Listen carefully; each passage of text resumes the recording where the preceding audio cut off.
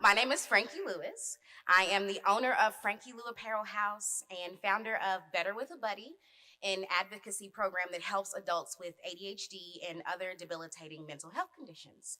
If you are a reality TV fan, then you might recognize me from Project Runway and Project Runway Redemption.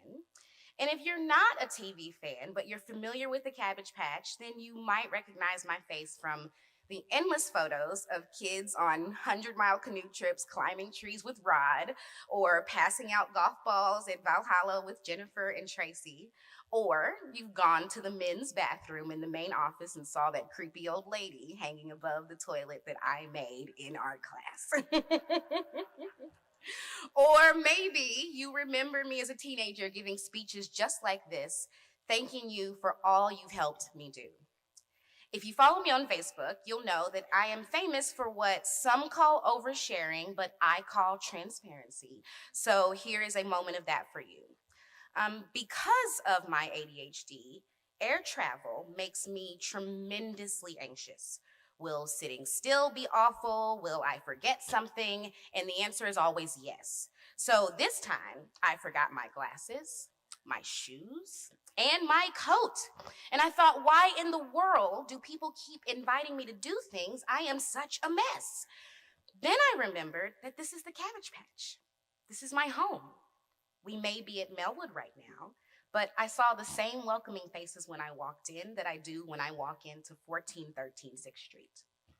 They helped create this mess, and I'm sure they're gonna welcome it in with open arms. So here I am.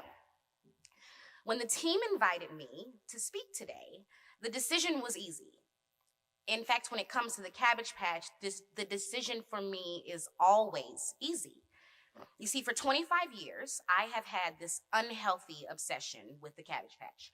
From throwing an absolute fit with my parents if I had to miss one day, or choosing to spend every single summer camping with teenagers as my college summer job, to today, putting pause on all of my projects to fly clear across the country just so I can tell a bunch of strangers how much I love this place.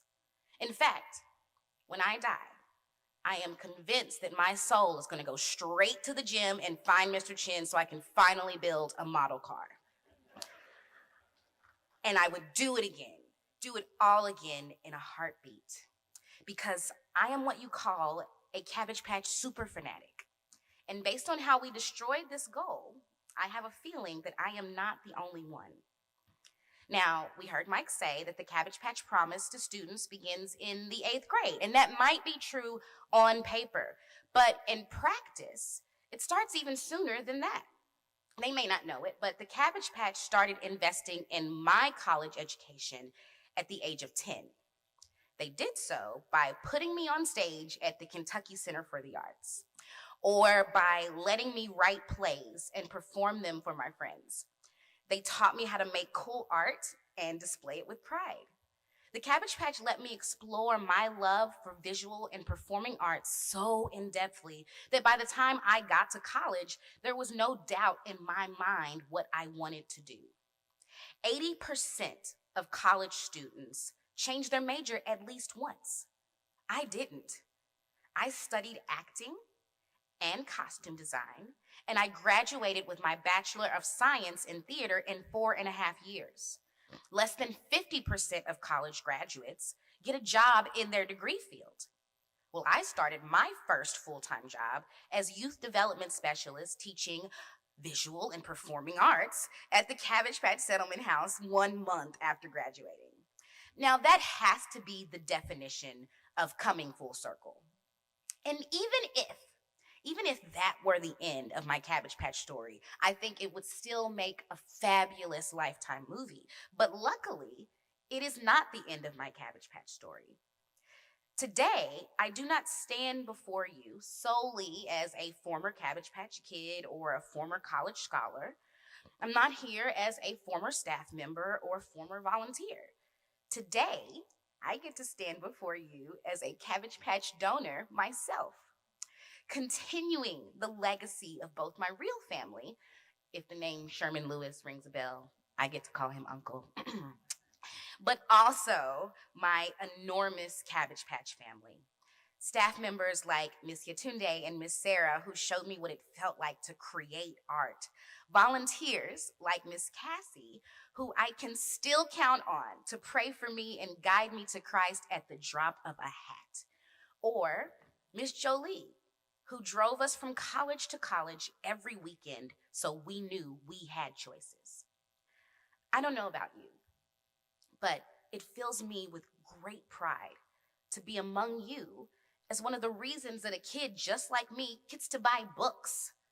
The reason that more students can spend less time working to pay for college and more time excelling at college. The reason that twice the amount of kids get the Cabbage Patch as their academic cheerleader and advocate. Because being a college scholar is so much more than a check written to your university. It's check-ins with free lunch to make sure you're okay.